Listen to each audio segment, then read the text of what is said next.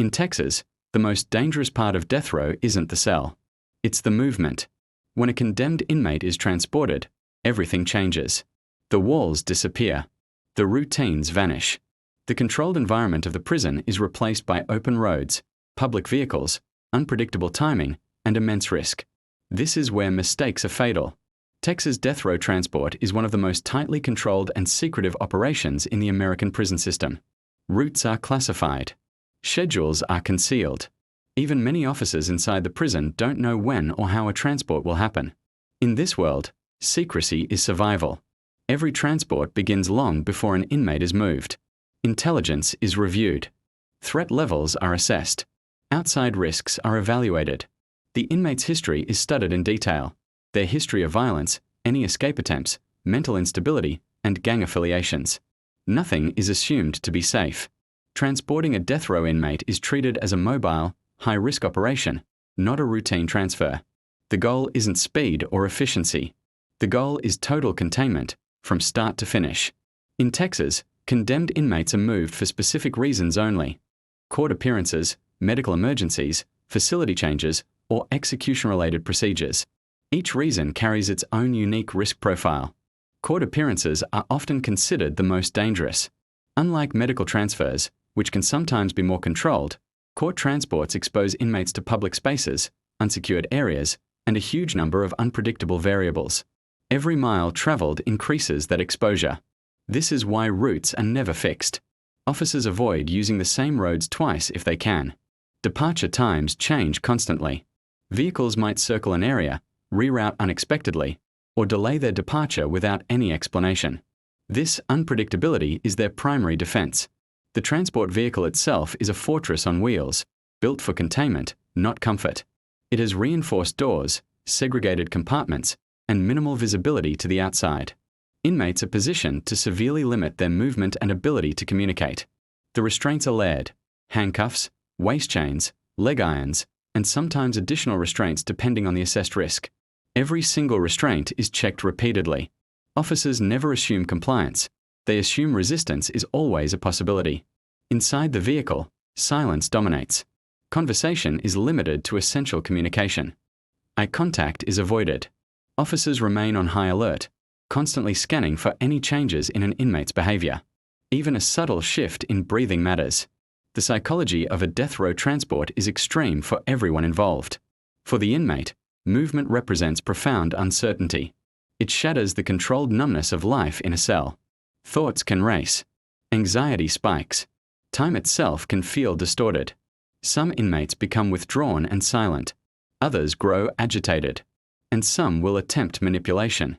Officers are trained to recognize and counter all three. Manipulation is particularly dangerous. An inmate might make requests for small comforts, attempt to start a casual conversation, or appeal to an officer's sympathy. None of these attempts are accidental. Transport officers are trained to maintain a strict emotional distance. Personal engagement is completely avoided because any distraction, no matter how small, creates a vulnerability. This professional distance protects both the officers and the integrity of the operation. Outside the vehicle, the risks multiply. Traffic accidents, mechanical failures, unexpected public exposure, and even the threat of an ambush. Texas treats all of these as credible, possible risks. Escort protocols will vary depending on the threat level. Some transports involve multiple escort vehicles. Others include armed escorts positioned strategically along the route. There are backup plans for every single phase of the journey. If a transport vehicle breaks down, procedures activate immediately. A replacement vehicle is summoned. A secure perimeter is established around the stopped vehicle. Inmates are never, ever left exposed. If an accident occurs, containment takes absolute priority over everything else, even immediate medical response, until control is fully resecured. This might seem extreme, but the consequences of failure are catastrophic. History informs these intense precautions. Across the United States, various transport incidents have resulted in escapes, injuries, and deaths. The Texas system has learned from every failure, both its own and those of others. The entire process is designed around worst-case scenarios. The officers selected for death row transport are not new recruits. They are vetted carefully. Their training emphasizes discipline, restraint management, situational awareness, and emotional control. These officers understand that transport duty carries a significantly elevated risk. Unlike a standard prison shift, transport isolates them. Backup is mobile, not just a few feet away. Decisions have to be made instantly and independently. There is absolutely no room for hesitation. Fatigue is managed aggressively. Long-distance transports require officer rotations. Constant alertness is mandatory. If an officer feels their performance is compromised in any way, protocols are in place that allow for their immediate reassignment. Complacency is treated as a direct threat to the mission. For the inmate, the experience of transport can feel surreal. After years of confinement in a fixed, unchanging space, they are suddenly in motion. The sounds are different. The smells are different. The outside world becomes visible again, but only briefly, partially, and through layers of security. This exposure can be destabilizing. It's believed some inmates might attempt an escape not because they think it's realistic, but simply because movement creates a flicker of opportunity. Texas assumes this. Every transport is treated as a potential escape attempt waiting to happen. This is why the routes are secret. It's why the timing is hidden. It's why the procedures are so rigid. Even the final transport on an execution day follows the same intense philosophy. On those days, the security envelope tightens even further. Vehicles are inspected again and again. Officers are briefed repeatedly. The route might even change just minutes before departure. No detail is considered minor. The public rarely sees any of this. What we see are the headlines, the court rulings, the appeals, the execution dates. What we don't see is the silent, palpable tension inside a moving vehicle, where absolute control depends entirely on preparation, discipline, and silence. Texas death row transport exists in this narrow, high-stakes space between motion and confinement. It is where the prison briefly leaves the prison, and where danger increases with every single mile. For the officers assigned to this duty, the danger doesn't begin on the road. It begins long before the vehicle ever moves, with planning that assumes failure is always possible. They review intelligence not just on the inmate, but on everything surrounding the move. Past behavior, court history, gang affiliations, mental health records, and any previous attempts at manipulation or resistance. Nothing is ignored. If an inmate has shown even minor signs of instability, the restraint protocols are adjusted. If there's any indication of outside interest, media attention, activist presence, or direct threats, the entire transport profile changes. This isn't paranoia. It's calculated risk management. Texas treats death row transport as a moment when the system's control is at its most vulnerable. Inside a prison, walls and bars can compensate for mistakes. On the road, there are no walls. Officers know that the vehicle itself must become the prison. Every inch of it matters. The fear of an ambush is ever present, even if it's statistically rare. Contingency planning assumes that any transport could be targeted. Protesters, extremists, or even just opportunists. Officers are trained to treat all public contact as a potential risk. That's why stops are minimized. Fueling is pre-planned. Rest breaks are tightly controlled. If a stop is absolutely unavoidable, a secure perimeter is established in seconds. The inmate is never removed from the vehicle unless it's critical. This system is built on layers of redundancy and driven by a deep understanding of human behavior under extreme stress. It is a silent, mobile world of control, designed to navigate the immense risks of moving a person from the confines of death row into the uncertainty of the outside world. Near-miss incidents, the ones that never make the news, happen more often than you think. A truck accident up ahead forces an entire convoy to a standstill. A sudden mechanical failure brings a high-security vehicle to a halt at the worst possible moment. A last-minute reroute through an unfamiliar area introduces a dozen new variables. Each of these close calls serves as a stark reminder. When transporting a death row inmate, the margin for error is zero. This is why, after every single transport, a rigorous after-action review is conducted. Every decision is scrutinized, every unexpected event analyzed. What went wrong? What went right? How can we do better? Procedures are then adjusted. Training programs evolve. The entire system learns, continuously adapting to new threats. This constant refinement is what keeps Texas death row transport one of the most effective in the world, but it also makes it incredibly complex. More steps are added. More checks are required. The discipline demanded of the officers becomes even more intense. For these officers, transport duty is one of the most demanding assignments in corrections. The primary risk isn't constant violence, it's the constant potential for anything to happen. This is a weight that stays with them long after the transport is over. Many describe a lingering sense of hyper-awareness in their daily lives. A crowded mall feels different. The flow of traffic seems more unpredictable. True relaxation feels distant, delayed. The job leaves its mark. For the inmate, the journey can feel like time itself has been suspended. They are in motion, but they have no control over their destination.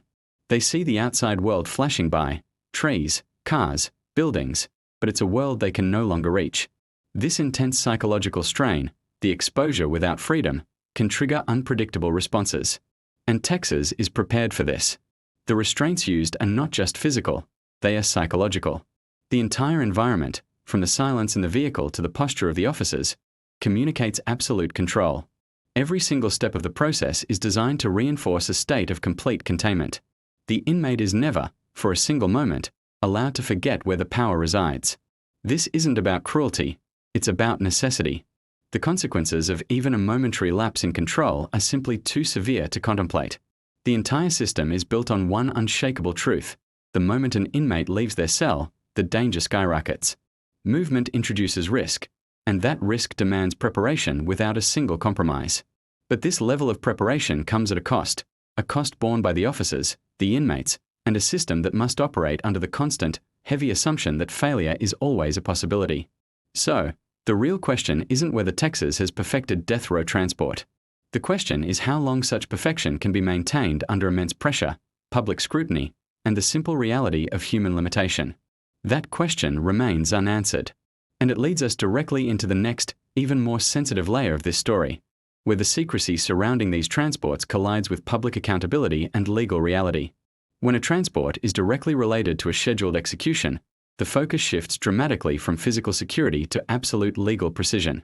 At this stage, every movement isn't just a security operation, it's a legally significant event. One mistake, one deviation from protocol, can trigger a flurry of appeals, cause last-minute delays, or ignite a firestorm of national scrutiny. This is why execution-related transports are treated unlike any other. In the days leading up to an execution, the planning becomes relentless. Officers walk through routes again and again. Vehicles are inspected, then re-inspected. Backup plans are created for the backup plans. Nothing is left to chance. Simultaneously, the inmate's legal status is monitored in real time. Appeals can be filed at the 11th hour. A court order can arrive minutes, even seconds, before a transport is scheduled to begin. This profound uncertainty is one of the greatest operational risks. A transport might start under one set of legal conditions and have to end under a completely different one. Officers must be ready to stop, turn around, or reroute their convoy immediately if a stay of execution is issued. Communication is the lifeline. The transport team is in constant contact with a central command hub, receiving legal updates as they happen. Any change in status triggers an immediate shift in protocol. The vehicle never moves blindly. Every mile is a legally monitored and justified step. This intense legal pressure only compounds the existing stress of the mission. Officers must maintain a fortress of security while remaining agile enough to respond to the directives of a distant court. There is no room for confusion. On the day of the execution, the intensity reaches its peak. Public attention is at its highest. The likelihood of protests and media presence increases the risk profile exponentially. Texas responds by pulling the curtain of secrecy even tighter. Routes are changed at the very last moment. Departure times become unpredictable. The number of escort vehicles might be increased, and decoy convoys may even be used to mislead anyone trying to track the real transport.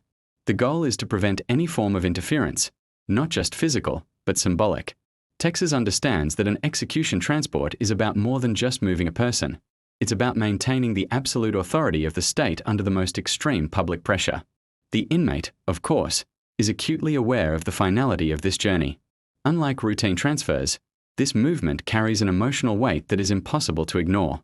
Even inmates who appear outwardly calm often experience a massive internal escalation. Medical monitors would show their heart rates climbing, their breathing patterns changing, their muscles tensing. The officers watch every subtle cue. They recheck restraints. Communication narrows until it ceases entirely. The silence inside the vehicle becomes total. In these moments, The transport feels less like a truck and more like a sealed corridor between one stage of life and the next. For the officers, this is the most psychologically demanding duty they will ever perform. They must remain completely detached while being fully conscious of the gravity of their task. Their personal beliefs are irrelevant. Their emotions are suppressed. Procedure is their only guide. Training prepares them for this, but no amount of preparation can remove the sheer weight of the moment. Many officers describe these transports as a memory that lingers, a task that stays with them long after they've returned to the prison. The memory of the silence, the stillness, the finality of it all, that is a burden they carry. The system acknowledges this quietly, offering counseling and rotating officers off this duty, but the core expectation never wavers: professionalism above all else. For the inmate, this final transport obliterates the last illusion of control. Back inside the prison walls, time could feel suspended. The appeals process created a sliver of hope, a sense of uncertainty. The days could blur together. But this transport eliminates all ambiguity. Movement signals inevitability. This realization can provoke a range of reactions. Some inmates shut down completely, retreating into silence. Others might make a last-ditch appeal to the humanity of the officers. Some lash out with verbal attacks. The officers respond to every reaction in the exact same way, with silence, with procedure, with restraint. They do not engage. This is not cruelty, it's a form of protection. Any emotional engagement, any deviation from the script, risks destabilizing the entire operation. The state's obsession with secrecy extends far beyond the highway. The specific details of transport protocols are classified. The routes are never confirmed, even after the fact. The identities of the officers involved are protected. This secrecy is a deliberate strategy. In the view of Texas corrections, public knowledge creates opportunities for interference. In this context, transparency isn't a virtue, it's a liability. Critics argue this shields the system from accountability. Supporters argue it is the only way to prevent chaos. The state of Texas has firmly planted its flag in the latter camp, prioritizing control over visibility. This philosophy dictates every single aspect of the process. After the transport is complete, the documentation is meticulous. Every step is recorded, every decision justified. The after-action reviews are forensic in their detail. Failures are not hidden, they are studied, and the lessons are integrated into future training. The system adapts because it assumes that the risks are always evolving.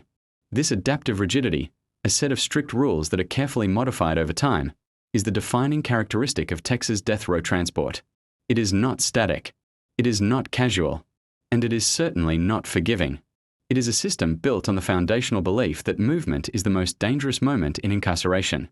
This belief shapes the mindset of every officer involved. Transport duty is approached with a seriousness that borders on ritual. Checklists are followed with absolute precision. Any deviation is immediately corrected. In an operation filled with uncontrollable variables, traffic, weather, legal challenges, this ritual provides structure and stability. And for the inmate, this ritual communicates one final, powerful message. Control is absolute, and resistance is futile. This message, combined with the physical restraints, is what maintains order. But it also raises profound ethical questions that linger in silence. How much secrecy is truly necessary? At what point does control become excessive? Where is the line between ensuring safety and dehumanizing the process? Texas answers these questions not through public debate, but through its actions. They will never witness the silence inside the vehicle, the suffocating tension on the road, the ironclad discipline it takes to move a person toward a final, irreversible outcome. What the public sees is always the end result, the conclusion of a long legal process. What they don't see, what they can't see, is the journey. And that journey, secretive, tightly controlled, and heavy with consequence, is where the real risk lies, where every second is a potential crisis. Texas death row transport is so much more than just moving inmates from one point to another. It's an intricate dance of managing extreme danger, strict laws, raw human emotion, and absolute authority, all at the same time, without a single chance for failure. It's a high-stakes operation where the margin for error is zero. Every officer involved knows that one mistake, one lapse in judgment, could lead to a catastrophic event that makes headlines around the world. So far, the system has held. It has been tested, strained, and pushed to its limits, but it has not broken. However, the pressure it operates under continues to mount relentlessly.